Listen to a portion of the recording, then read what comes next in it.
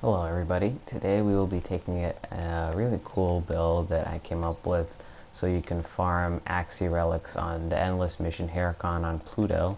It's this node right here, and it's arguably the best place to farm Axii relics. You do get some Neo, some credits, and some Endo thrown in, but it's the relatively speaking, it's the best one. Actually, almost objectively speaking, it's the best one. It's a pretty cool mission, but it gets hard pretty quickly after, say, 15th, 16th excavator, so I thought using this Nidus build would make it much easier. So the Nidus build relies mostly on your melee weapon and your Nidus frame itself. Your primary and secondary weapon are almost completely useless, and the build I will be using is Steel Charge for the melee weapon, Prime Continuity for duration on the Larva ability, Prime Flow for energy, Hunter Adrenaline for the not for the set mod buff it gives, but for the 45% of damage that's turned into energy. You can use Rage if you want to, but it doesn't have as good an effect as Hunter Adrenaline. Intensify for damage, Streamline, Stretch, Vitality, and Steel Fiber for survivability.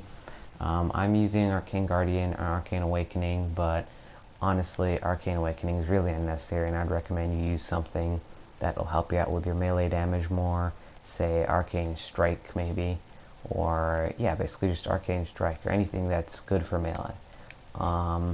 Moving on, I'll be using the Guandao mostly because I don't like using a bunch of other weapons that are crit base, like the Jet Kusar, even though I own it, and the reason I use the Guandao is because of its insanely long reach. I would use the Orthos, but it's a crit build, and Orthos is more of a status weapon as far as I'm concerned. I'm using a body count blood rush build with Berserker, Organ Shatter, True Steel for crit. Primed Reach, Prime Pressure Point helps with the range and damage respectively.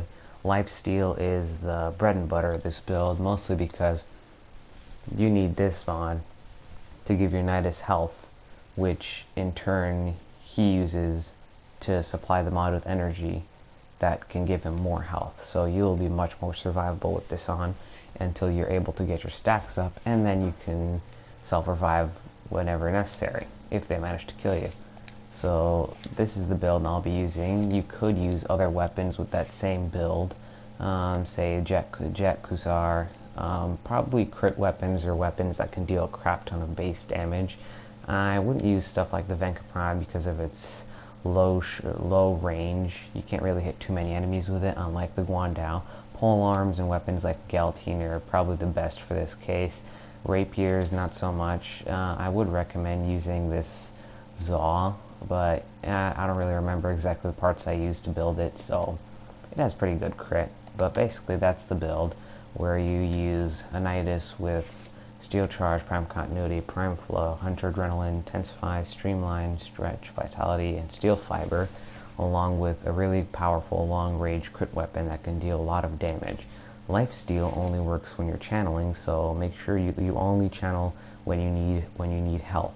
If you have a weapon like this, then you only need to channel for literally just 1 second, so you can get one hit off an enemy that instantly fills your health, because you'll be doing a ridiculous amount of damage with this. So yeah, it's basically the build, and yep, have a nice day.